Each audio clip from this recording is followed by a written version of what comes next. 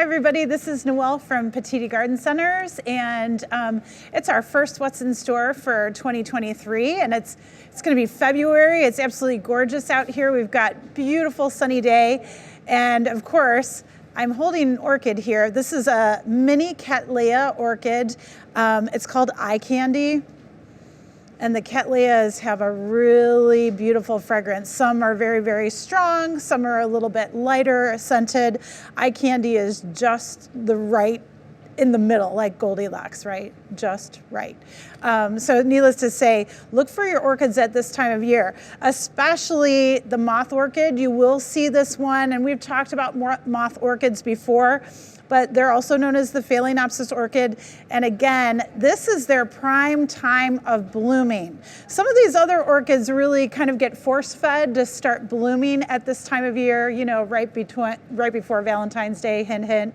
But needless to say, the Phalaenopsis or moth orchids, they'll do great at this time of year for you. And again, air purifying plant, pet safe plant, beautiful plant, long blooming, and they take less care than what most people think about. So needless to say, try the moth orchids, okay? Cattleyas, I will have to say, a little bit brighter conditions for this one. The moth orchid is going to be your lowest light orchid, so usually bright indirect light conditions. So we're talking northern exposure, or again, 5 to 6 feet away from a sunnier window, sunnier area. Cattleyas, they can take a little bit more direct lighting, sunlight on them. So eastern exposure would be fantastic for this type of orchid, okay? We're over by the cacti and succulents. And so if you're feeling a little bit prickly about Valentine's Day, totally understandable. I have a Madagascar palm right here, very, very thorny, but very cool. And then also a grafted cactus. And so you'll find these types of plants as well if you're not into the orchids or you're not into, I don't know, anthurium or your typical African violets. This might be something that you're into for houseplants. Of course, with any of your succulents, any of your cacti, you're going to want to make sure that you have direct sun areas. So bright, very, very bright indirect light, or have some sun coming in through those windows. They will really appreciate a variety of temperatures, anywhere from, let's say, about 40 degrees all the way up to 90 degrees. So your cacti can be in a very wide range, just as long as they have light. And of course, watering not as much over the winter months, especially when they're kind of on their dormant stage, sort of sleeping out there. But make sure that you do have them in the bright sun and just enjoy them. They're just so cool. And there's so many different colors with the grafted cacti. There's reds, there's actually like a dark purple, yellows, really cool. We found the primrose and also the cyclamen, and the reason I wanted to pull these up is you start to see these in the garden centers at this time of year, and it's because they're actually cold weather crops, and so they grow very well for us with very little heat. And so you start to see the primrose come up, all different colors, rainbow of colors with the primrose. This variety is very low and compact, but you can tell almost lettuce-like leaves, if you will, and then the flowers are coming up from the center of that plant and forming. Most of your primrose, do put your nose to them, because some of them smell or have different levels of fragrance. I find that the yellow do tend to smell or have a heavier perfume than some of the other colors, but just check it out for yourself. So make sure that you're smelling your primrose. Again, cooler temperatures indoors, because they are blooming, they do appreciate that bright indirect light. You can put them in some direct sun, but again, I would probably keep them sort of towards that eastern exposed window, just so it's the lower light level or less heated light that's coming in through the windows. It's kind of the same thing with the cyclamen. Cyclamen, of course, are coming from a bulb or a small corm that's at the top of the soil, but all these flowers and foliage will come up.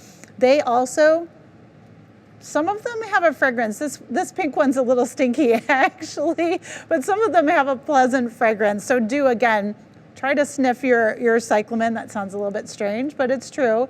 And then again, they like that bright indirect light to some sun. Again, I'd probably keep it morning sun. And then go ahead with both of these. The primrose will dry out a lot faster than you think with dry air in your home circulating. So make sure that you stay on top of watering these. Bottom watering them from a small saucer is always really good, and they'll absorb the water really quickly. The cyclamen, again, I like to bottom water the cyclamen because they will absorb it, and you don't want to get their bulb wet, okay? So that's always a good idea. So again, cool, bright areas, but watch for the watering on these guys. The other thing that I wanted to show you over here, if you have lower light levels in the home, is try a Chinese evergreen. We've talked about these before. These are aglaonema, but some of these beautiful varieties have the dark pink veins and beautiful stripes. And of course, we're talking Valentine's again, so pink is always in style in the month of February. So do check those out. But this is red SIAM, I believe, and just gorgeous foliage color. And again, lower light levels. So a low to medium indirect lighting would be perfect for this. So again, not northern exposure, but away from a northern exposure window, like the center of a bright room, even closer to a darker area. Your color might fade a little bit if it's too low lighting, so bring it in, you know, closer to a window if you're starting to lose that light. Just a quick reminder, again, in February, we're still in winter, and most of our homes are actually very low in humidity. So if you're growing leafy tropical plants and flowering plants, they would like to have an increase in humidity. So spray misters, definitely get them out. Mist daily, every other day, okay? Also, always placing plants on humidity trays with pebbles and some water is always a good practice to do too. But if you don't have that option, spray misting's good, just a little bit more maintenance, obviously. Try to spray mist in the morning. That's pretty crucial because you're putting the water droplets around and on the plant, and so it needs time to evaporate, okay? So do remember that. The other thing that I wanted to remind you about is fungus gnat season. So we're stuck inside the homes, we're taking care of our plants, we're watering a lot, although I hope you're watering thoroughly and letting that soil dry slightly before you reapply water to your plant materials, okay? But you might want to try this product. This is mosquito bits, and even though it says mosquito bits, which it does work for mosquito larvae and reducing that issue, but that also works on your fungus gnats indoors. The packaging has changed on this product, so I just wanted to make you aware, and also the directions. So actually you're taking 1 tablespoon of this product and you're actually soaking it in 1 quart of water, okay? So 4 tablespoons to 1 gallon. You can put it in a watering can if you want to, but you actually want to strain the bits out of that watering can. So I suggest putting it into a container that you can pour this treated water into the watering can through a strainer, okay? So a fine mesh strainer, go ahead and water into your watering can so you have the treated water there, and then go ahead and hit your house plants if you're having issues with fungus gnats. It works very well. It's all natural. It is bacteria that will actually take care of your fungal gnat problem. So try that if you are seeing those little fungus gnats flying around. And if you didn't know, February is actually National Bird Feeding Month, okay? Now, we've had kind of a mild winter right here in Northeast Ohio, but still, with the lack of berries and seeds and insects available for birds, it is a good time to feed. And of course, it's an enjoying activity for the whole family, everybody loves to watch the birds through the windows. I'm holding a hopper bird feeder, and the reason that I like this type of bird feeder, especially for beginning bird feeding, is that it's a large capacity. You can fill it fairly quickly. It is made out of metal, so you won't get damage from squirrels and other things that are trying to get into your bird seed. Also, you can use almost any kind of bird feed in this one. You could use cardinal mixes or wild bird feed mixes as the birds fly by. But the other thing is it's squirrel proof and also large bird proof. So it has this gate here, so it will shut off when something heavier comes and tries to get in the food. So that's a really nice feature to have. So look for these types of things. But for National Bird Feeding Month, really just keep in mind that when you want to attract your wildlife like the songbirds and winter snowbirds to your feeders, you're looking for good source of food, keeping your bird feeder clean. We usually recommend cleaning it, rinsing it out with some 10% bleach solution or hot soapy water. Some people even put their bird feeder into the dishwasher, so I don't do that, but I just rinse it out with the bleach solution. But do that about once every 2 weeks is recommended, and try to put it in an area where you have good access to be able to fill it regularly for the birds, and of course be able to clean it out too. So that's really important. A water source is also great as well at this time of year. So your bird bath heaters and things like that really help out too. So enjoy National Bird Feeding Month. And of course, for February, you have to get ready for Valentine's Day. And so there's plenty of color and wonderful floral gifts that you can give your loved ones. And I just wanted to show, we were talking about cacti and succulents earlier. There's some really cute mini HOYAs. One that kind of looks like a green bean as it's growing here. Beautiful variegated varieties. And again, with the HOYAs, more of that bright, very bright light condition or direct sun condition, they can definitely take it. No problem whatsoever.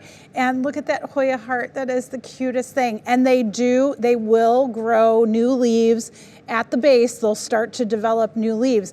It might take a little while because, again, they're not fast growers by any means, but you will see more Hoyas as they develop. But such cute plants. Again, with the succulents, keep them on the drier side of watering. Thorough watering, put them back in their bright sunny area, and then let that soil kind of just dry and start to shrink away from the edge of the pot, and then go ahead and thoroughly rewater again. So really cute ideas for Valentine's Day. And of course, I have these Phalaenopsis orchids. These are actually injection dyed, if you've seen these before.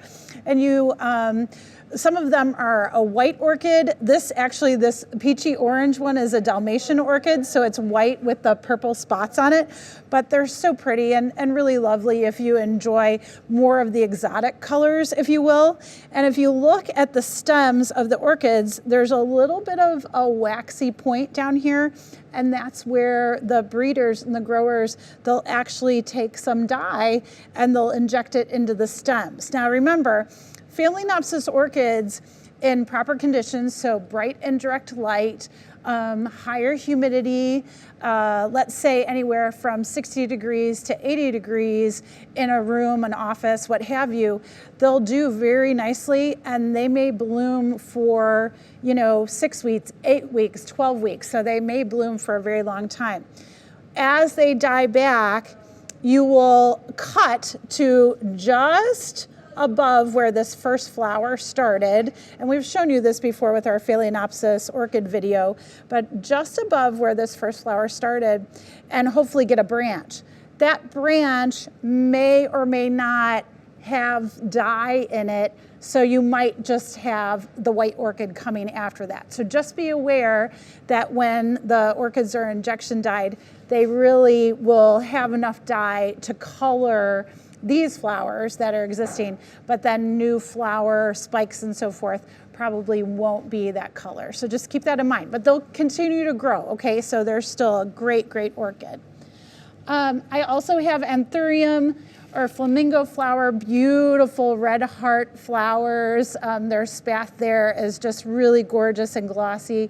So these are going to be medium indirect to bright indirect lighting. Again, a little bit warmer. The anthurium like that 65, 70, 75, 80 degree mark as far as temperatures. Medium moisture, medium soil moisture to just slightly dry and thoroughly water again. So they're really fun out there. The floral mums, great air purifying plant, believe it or not, for the house. Again, bright, indirect to some sun through the windows. They'll do very, very well for you and work very nicely just to give you a lot of flower color. And then we have the cyclamen, but I also wanted to show you the topiary. So there's lots of topiaries that come out at this time of year. Of course, topiary hearts are very typical. This is kind of a newer one for us. This is a succulent. It's a portulacaria. The common name is, I don't know, not a great name for it, but it's called rainbow elephant tree or shrub. And they get this name from the very, very thick trunks. And then also the rounded leaf is kind of like a round elephant's foot. So needless to say, beautiful training on this. If you would like to start with a topiary that's a little bit easier care, using or trying a topiary with a succulent is a good place to start. And then moving into maybe, oh gosh, like a lavender topiary or a wire vine topiary or something a little bit more exotic. But this is a good place to start. They're so pretty, okay? So everybody, that was our What's in Store for February, and enjoy.